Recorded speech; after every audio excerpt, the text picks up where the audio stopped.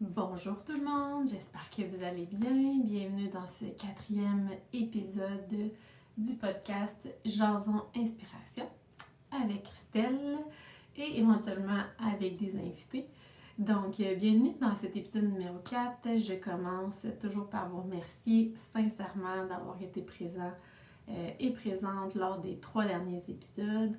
J'espère sincèrement que ça aura pu semer des petites graines d'inspiration dans votre cœur, dans votre tête et que vous avez peut-être même pu vous-même propager ces inspirations-là, ce qui ont éveillé chez vous à d'autres personnes et ainsi faire des belles vagues d'inspiration. Donc, merci beaucoup d'être là encore une fois. Ce 4e épisode sera sous la thématique des perceptions. Ah, les fameuses perceptions. Si on pouvait, d'après moi, dire que tout le monde, je ne sais pas si c'est tout le monde, mais la grande majorité des gens, on a des perceptions pratiquement constamment par rapport à ce qui se passe autour de nous. En fait, c'est notre façon d'interpréter ce qui se passe autour de nous.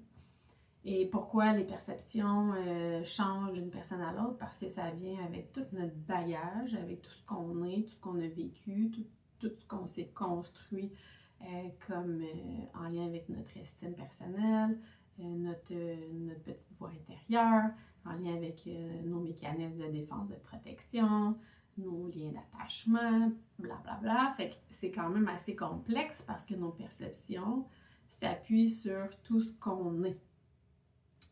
C'est pour ça qu'une même situation va être perçue différemment par pratiquement toutes les personnes qui vont être présentes lorsque l'événement va arriver.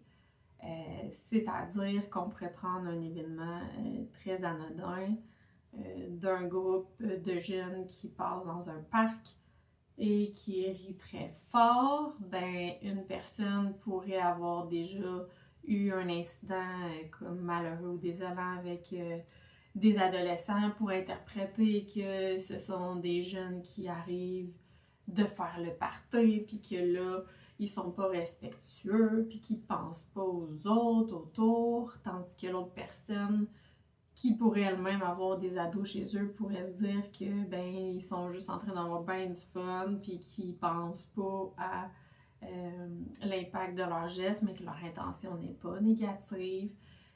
Bref, on pourrait prendre des tonnes et des tonnes et des tonnes de situations qui seraient interprétées différemment, dépendamment de la personne qui vit, dans le fond, la situation. Et un jour, j'ai eu une formation il y a quand même beaucoup d'années.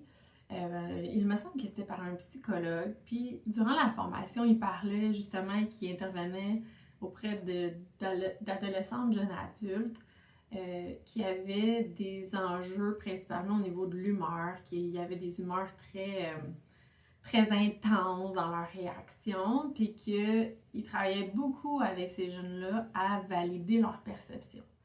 Puis il disait qu'il avait même écrit sur son tableau en arrière de son bureau « Valide ta perception, valide ta perception », puis c'était la première chose que les jeunes voyaient en rentrant, parce que ça partait principalement de leur perception. Toutes les émotions qui étaient vécues partaient des perceptions de ces jeunes-là.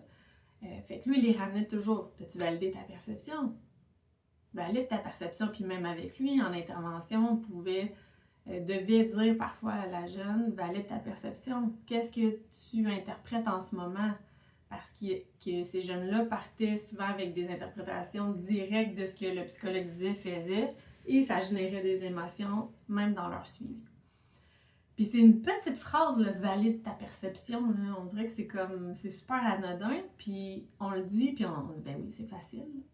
Mais quand t'arrives dans la vraie vie, on dirait que c'est pas si facile que ça. Puis moi, j'étais partie avec cette phrase-là,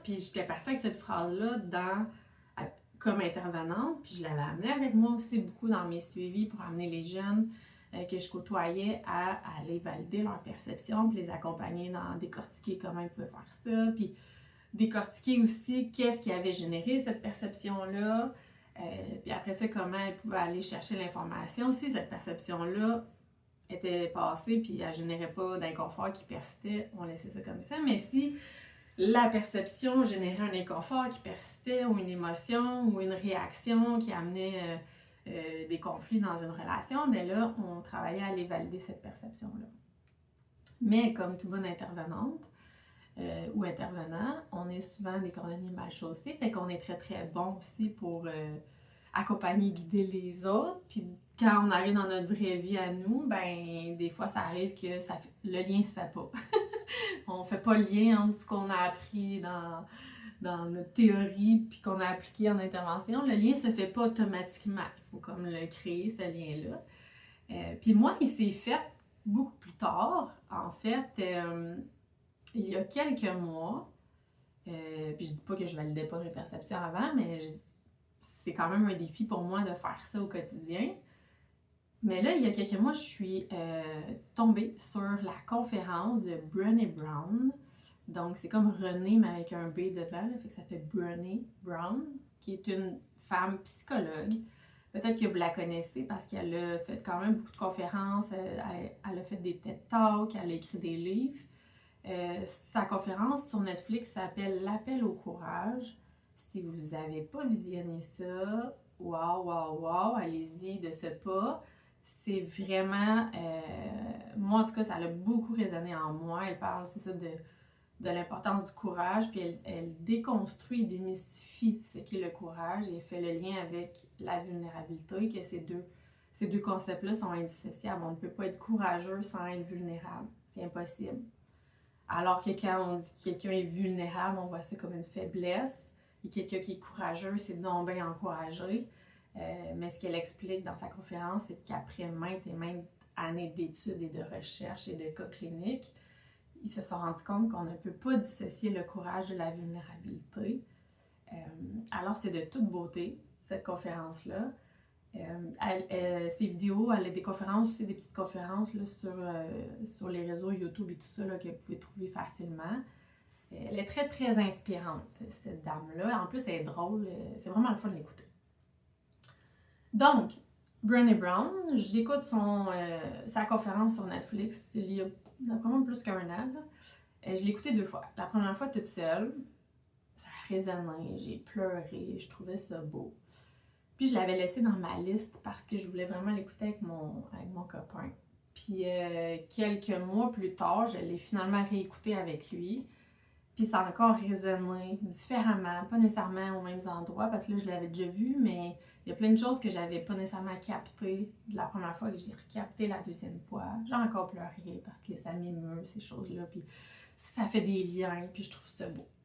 Fait que je vous encourage vraiment à l'écouter. Mais tout ça pour dire que dans cette conférence-là, elle parle beaucoup des perceptions, puis des histoires qu'on se construit dans notre tête, puis qui génèrent des émotions, puis des inconforts. Puis parfois, c'est que l'histoire qu'on s'est construite n'est même pas fondée. Fait qu'on vit tout cet inconfort-là, puis ces émotions-là, basées sur quelque chose qui n'existe pas. Donc, elle donne un exemple super concret, puis c'est ça, moi, qui m'a le plus parlé, puis que j'ai testé, expérimenté dans mon quotidien. Elle raconte une histoire que je ne vais pas vous raconter parce que je veux vraiment vous laisser découvrir tout ça dans la conférence. Mais elle donne un exemple d'une situation entre elle et son mari, où son mari, ils ont eu un échange, la réaction de son mari a enclenché dans le fond une histoire dans sa tête qui a généré un inconfort, qui a généré des réactions, qui a comme tout enclenché la chaîne. Excusez-moi. Et puis, finalement, elle a pris le temps d'aller valider sa perception-là pour comprendre que l'histoire qu'elle s'était créée dans sa tête, c'était pas du tout ça qui s'était passé. Puis le truc qu'elle donne, c'est quand on veut valider une perception, des fois, c'est qu'on ne sait pas comment la partager. Des fois, on est maladroit, des fois, on va aller... ce qu'on a interprété, notre histoire, c'est comme si on se dit que c'est la réalité. Donc, ce que j'ai perçu, puis l'histoire que je me suis faite, je suis convaincue que c'est ça. Alors, quand je vais la partager à l'autre, je ne vais pas aller valider. Je vais aller accuser l'autre personne ou je vais aller rejeter ça sur l'autre personne en lui disant « ben là, c'est beau, c'est correct, t'as fait ça, fait que je comprends que quand dans le fond, c'était peut-être pas ça qui s'était passé. Mais quand on veut s'assurer puis valider la perception, c'est de le partager. C'est pas dans le fond de dire j'ai tout compris avec ce que j'ai vu, ce que j'ai observé, l'histoire je me suis construite, c'est correct. Soit que j'en parle pas puis que là je reste pris dans mon émotion, dans mes réactions, ou soit quand je le partage, ben je rejette tout ça sur l'autre en étant dans une certitude que l'histoire que je me suis construite dans ma tête, elle est vraie puis c'est la réalité. Donc, le petit truc qu'elle donne, c'est de commencer ça en disant bon, là, l'histoire que je suis en train de me faire dans ma tête, c'est. Ou j'aimerais ça de partager l'histoire que je suis en train de me faire ou de me créer en ce moment pour voir si c'est vraiment ça. Fait que je trouve que ça donne comme juste un petit cue de ok, parfait, des fois je suis pris dans une perception, puis tout ça, puis ça se peut que sur le coup, on soit pas capable de le partager puis qu'on ait besoin de vivre notre émotion, puis c'est bien correct, là. Mais quand on se sent prêt, ben ça peut comme être un petit input là, pour venir nous dire « Ok, là, je commence ma phrase comme ça, puis après ça, ben ça va comme juste couler. » Puis je l'ai testé. C'est sûr que je l'ai testé dans un contexte où, ben, comme l'autre personne est au courant qu'on allait peut-être utiliser ces phrases-là pour se partager des perceptions. Fait que c'est sûr que si vous pouvez le faire comme ça, c'est encore mieux parce que là, l'autre personne sait quand vous allez dire bon, là, j'ai une histoire qui se fait dans ma tête, elle va savoir qu'est-ce qui s'en vient, mais je pense que vous pourriez quand même l'essayer avec quelqu'un qui n'est pas au courant nécessairement, puis que ça pourrait quand même être plus fluide là, comme partage. Fait que si on prenait un exemple concret, du genre, on vient de travailler. Ok, je vais parler au jeu, là, sinon ça va être trop compliqué. Si on dit on dirait qu'on est une gang à revenir. Mais mettons, je reviens de travailler. Là, je suis super emballée parce que j'ai vécu quelque chose de beau dans ma journée. Puis là, j'en parle avec mon chum. Puis là, mon chum, il fait d'autres choses en même temps. Puis il me répond pas nécessairement. Il n'y a pas tant d'interaction dans l'échange. Puis pendant que je suis en train de parler, il quitte pour aller dans une autre pièce. Là, je pourrais me faire une belle histoire dans ma tête qui pourrait s'enclencher parce que là, avec mes observations, je vois qu'il n'a pas l'air intéressé, je vois qu'il n'a pas du tout l'air à écouter ce que je lui dis. Donc, je pourrais me dire que je suis pas intéressante, ce que je dis, il s'en fout. Puis tout ça, ça va être basé sur mes expériences, sur ma confiance en moi, sur tout mon discours intérieur, parce que, par exemple, si je suis quelqu'un d'insécure, puis que j'ai souvent besoin de validation, ben là, ça vient encore probablement plus me chercher. Versus, je suis quelqu'un qui a confiance en moi, puis que je le sais là, que j'ai une bonne estime personnelle, je le sais ce que je vaux, ben ma réaction ou mon interprétation de l'histoire que je vais me faire, ça se peut qu'elle soit différente. Mais mettons que je suis une personne insécure, puis que j'ai besoin de me faire réassurer comme quoi que ce que je dis c'est intéressant, puis bon. Ben là, mon histoire pourrait partir dans ma tête. Puis je pourrais me dire, bon, c'est ça, encore une fois, hein, je suis pas intéressante, à chaque fois que je parle, c'est pas assez important. Ben c'est ça, la prochaine fois, j'y en parlerai pas, je vais rester avec mes affaires, puis blablabla. Bon, vous voyez le genre, là. Fait que là, quelle émotion ça peut engendrer? Ça peut engendrer de l'émotion, de la frustration, de la déception, de la tristesse. Je peux me sentir rejetée, je peux me sentir pas assez bonne, je peux me dévaloriser, je peux me sentir humiliée, blablabla. Fait que toutes ces émotions-là vont être générées par ce que j'ai observé, mais comment je l'ai interprété dans ma tête, l'histoire que je me suis construite, puis l'émotion que ça a généré. Puis là, ça va m'amener une réaction. Puis là, ma réaction peut être différente, dépendamment de qui je suis. Je pourrais péter une latte, puis me fâcher, puis partir, puis me déverser, puis je pourrais m'isoler. Je pourrais moi aussi prendre la fuite, puis m'en aller dans une autre pièce, puis me refermer. Je pourrais bouder. Je pourrais être bête quand il va me répondre.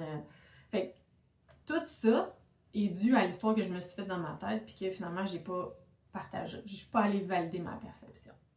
Fait que ça, on prend cet exemple-là. Puis que là, mettons, mon chum s'en va, puis là, il revient. Ça se peut que sur le coup, je sois dans l'émotion puis que ça soit pas le bon moment. Mais mettons que, bon, c'est correct, je me sens prête, je pourrais dire « Hey, je pense que j'aimerais ça te partager l'histoire que je viens de me faire dans ma tête parce que je suis pas sûre que c'est ça qui s'est passé, mais je veux juste m'assurer de la partager. Oui, bon. Là, vu que t'avais pas l'air à m'écouter, t'es parti pendant que je parlais, ben moi, je suis en train de me construire l'histoire dans ma tête que ce que je te dis, ça t'intéresse pas, que je suis pas intéressante, que quand je parle, dans le fond, t'es préoccupé par d'autres choses, fait que je suis pas importante pour toi, puis peut-être que finalement, au bout de compte, tu m'aimes pas tant que ça, puis ça peut aller loin des fois les histoires qu'on se fait. Puis là, mon conjoint pourrait me dire ah, mon Dieu, je suis vraiment désolée, je m'en étais même pas rendu compte. C'est vrai, j'étais dans ma tête. J'ai eu une grosse journée, puis là, j'ai une rencontre demain qui s'en vient, qui me stresse. J'étais dans ma tête en train de faire ça. Puis quand tu as dit telle affaire, ça m'a fait penser à telle autre affaire, puis je suis partie. Dans ma tête, je suis vraiment désolée, c'était pas mon intention. Fait que là, juste d'avoir été validé cette perception-là, on vient de déconstruire tout le pattern qui aurait pu s'installer après, les réactions. Puis tu sais, des fois, ça peut durer des heures, des jours, ça dépend de chaque personne, ça dépend de... Fait que, en validant cette perception-là, en commençant par hey, je peux-tu te partager ce qui se passe dans ma tête, c'est quoi l'histoire que je suis en train de me construire, ben on a peut-être gagné du temps de qualité qu'on aurait perdu si on avait été pris dans nos patterns ou dans nos blessures ou dans nos mécanismes de protection. Puis, il faut toujours aussi, je pense, se ramener au fait que quand on se crée une histoire aussi, c'est qu'on donne une intention à l'autre personne.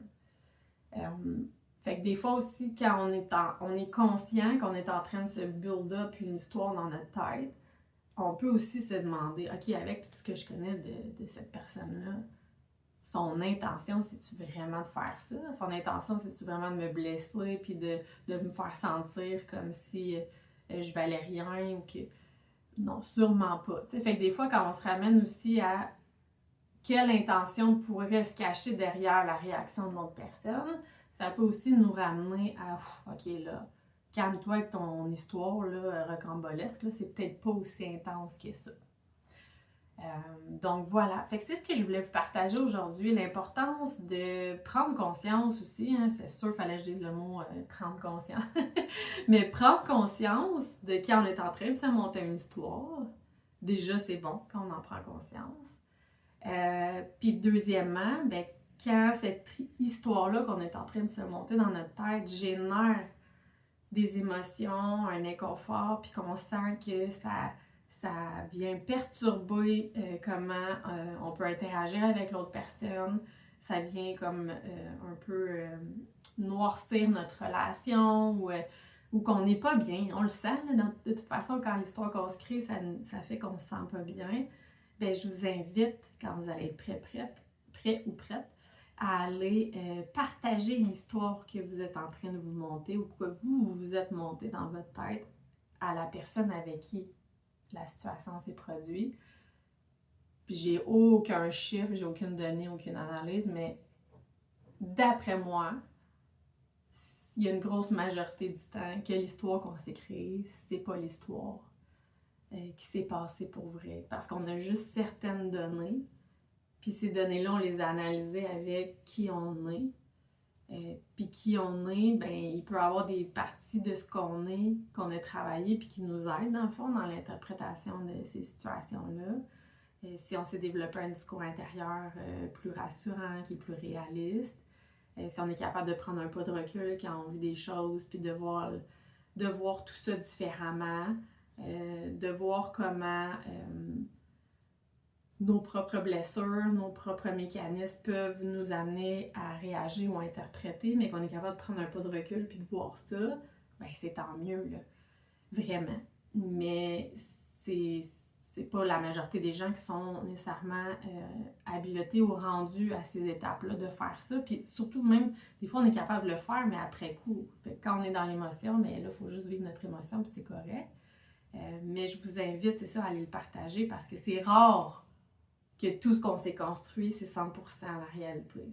Il y a souvent des brides que oui, probablement qu'on avait des infos En fait, les infos qu'on a observées sont là, sont justes, mais après ça, c'est la façon qu'on les assemble ensemble pour se faire une histoire. C'est là souvent que c'est pas tout à fait juste, là, parce que là, il nous manque trop de données pour faire l'histoire complète. Fait que je vous invite à le faire, puis je vous invite vraiment à l'écouter, la conférence de Brené Brown.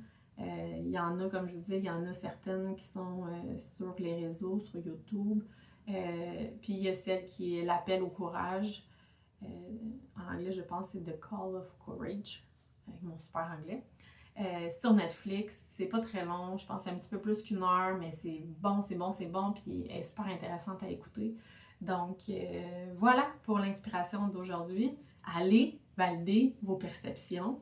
Puis si vous avez envie de partager une histoire qui vous est arrivée en lien avec ça, avec une perception partagée ou pas, ou autre chose qui vous a inspiré, ben, comme je vous le dis à chaque fois, n'hésitez pas à commenter les vidéos, à commenter les podcasts, que ce soit sur YouTube ou sur Spotify. Ça va vraiment faire plaisir de vous lire, de vous partager et ça va me faire plaisir si vous pouvez m'inspirer puis qu'on puisse tous s'inspirer chacun notre tour. Donc voilà, c'est tout pour aujourd'hui. Merci encore une fois d'avoir été là puis on se revoit très bientôt. Bye!